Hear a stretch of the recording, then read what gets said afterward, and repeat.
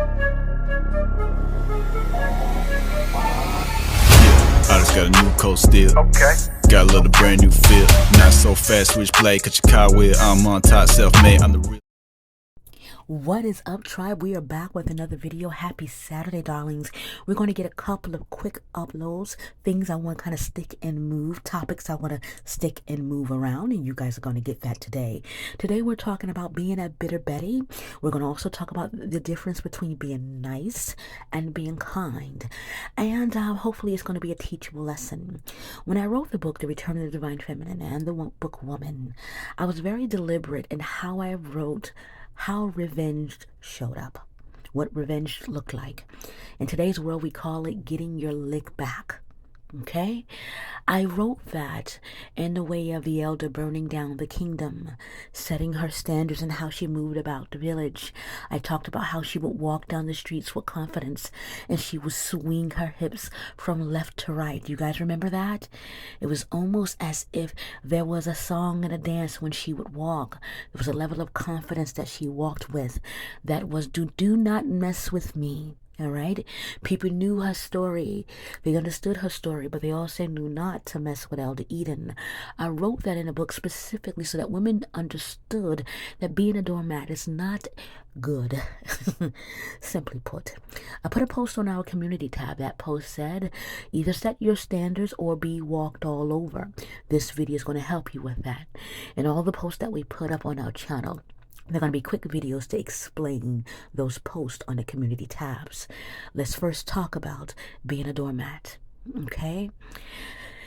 As I've been growing up, becoming an elder myself, there's been moments I had to change, rearrange, and sharpen my skills as a woman and how I showed up in the world.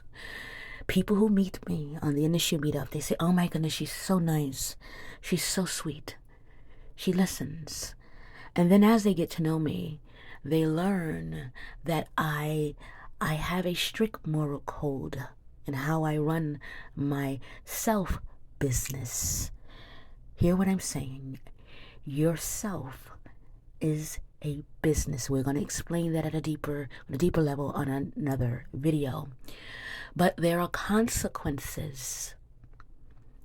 There are consequences to, the way I'll engage with people, all right? There are rules of engagement, all right? I have strict rules. And because I have strict rules and there are consequences, all right, I can easily move from the nice category to the oh my God category. That's not who I thought she was. So let me help you here, okay? Here on the channel. Because we oftentimes put our mentors up on pedestals and we put people up in a space that once we find out who they really are, we can be shocked and amazed. I don't want any of my readers or any of my tribe members to be shocked and amazed. I have very strict rules that I've been sticking by for at least the last 25 years. People who know me can tell you that very well, that there are very strict rules. I decided to live that way because as I was growing up, I realized that the world will take as much of you as they can, leaving you with absolutely nothing. So I set up my own business operating standards. We call these SOPs in the corporate world. I used to design them for on-sites, standard operating procedures. I developed my own as a woman. What are my operating procedures when someone betrays, when someone dishonors me? Those standard operating procedures means that no one gets the right to treat me less than human, less than who I am. And so because I have those standard operating procedures, I'm easily moved out of the nice category. Well, darling, I didn't come to this planet to be nice.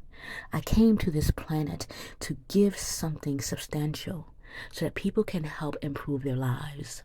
I'm not giving relationship advice. I'm not giving marriage advice.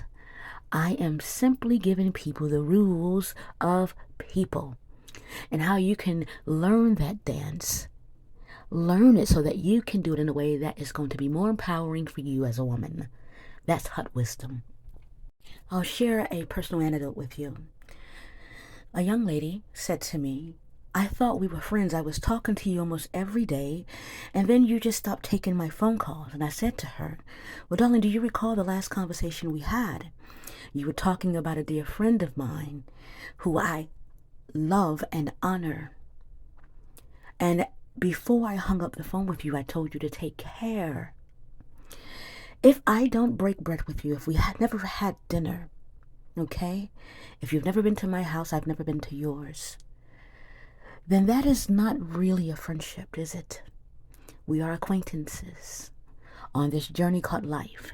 In each encounter that we share, we both get to decide whether or not we want to have another encounter with the other.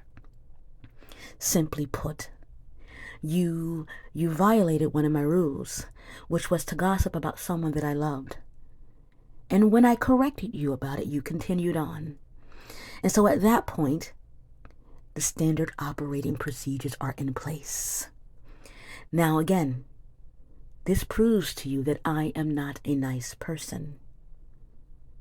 Leaning more towards kind, and I'll explain that in a second. But even you have a right to decide how long people are active in your life. Consequences, rules of engagement, standard operating procedures. Run yourself, run your life like a business. And for those who don't get it, that's completely up to them, but they also too have the ability to choose. Consequences.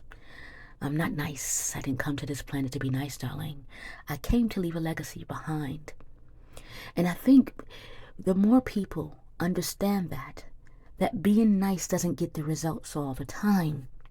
You know what gets the results? When you have standards in place. Standards. Number one, I will not be treated less than who I am. Number two, I do not engage in unnecessary gossip that does nothing for anyone. I will not allow you to gossip about people that I love and I admire. That's a standard operating procedure. Now, if you would like to know what those rules or engagements are before you become or form a friendship, well, let's go ahead and talk about that, because then you're really probably not going to want to be my friend because I really stick to them. And my cutoff game is strong, darling. If I feel as though you are taking advantage, if you are misrepresenting yourself, I'm going to call it out as I see it. It's not going to be an argument. I'm going to say it and move on. Because standards and limitations. My women on Asana Hood, your journey, make sure you develop them. It's not about whether or not if other people accept them.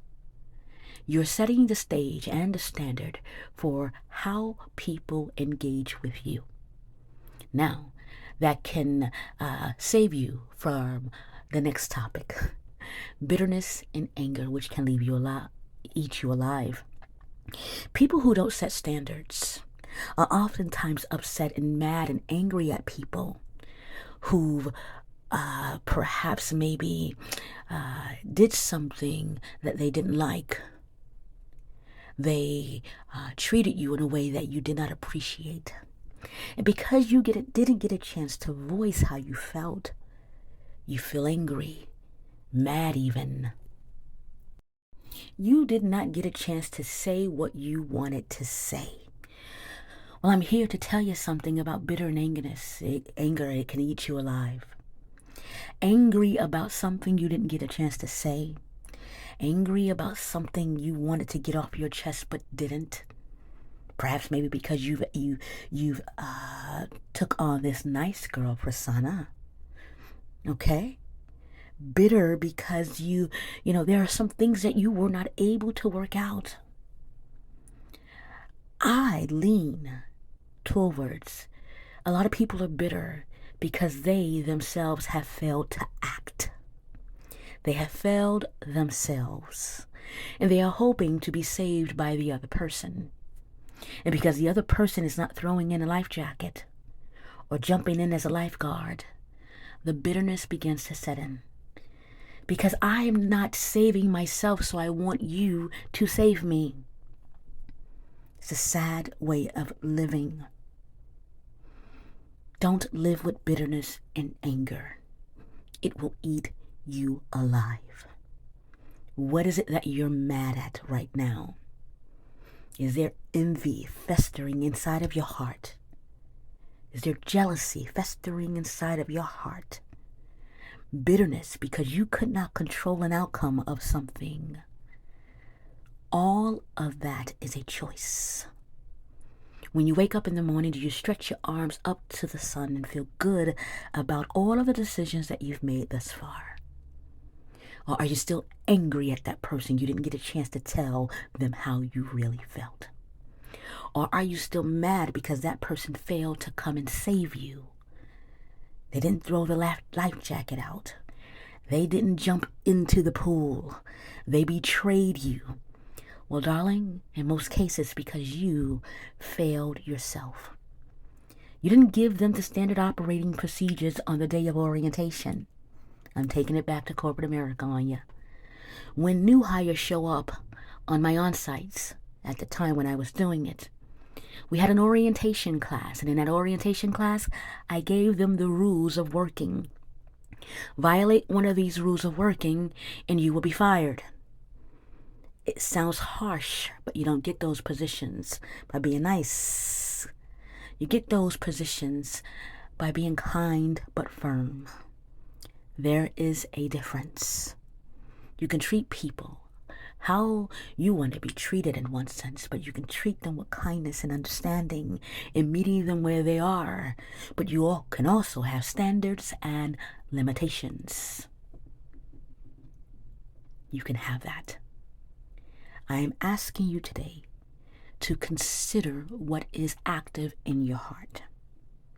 Not only am I asking you to consider what's active in your heart, I'm asking you, what part did you play in it? Did you allow someone to go too far? Did you allow someone to treat you unfair and unkind for far too long, and now they don't know how to get back on board?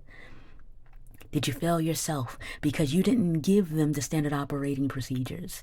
You didn't give them an orientation. You didn't give them rules of engagement. Well, let me tell you, a personal anecdote again.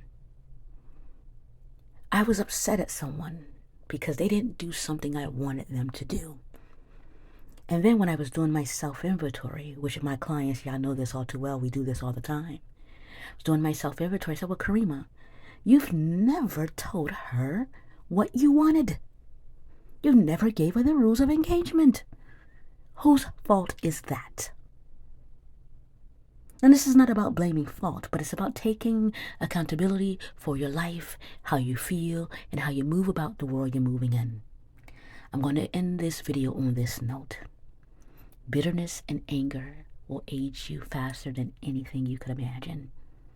It will age you faster than any disease that could set in. Let it go. If you didn't give them a proper orientation on their first day of the job, if you didn't give them the SOP, if you didn't even give them a final review, darling, let it go. Let it go and move on.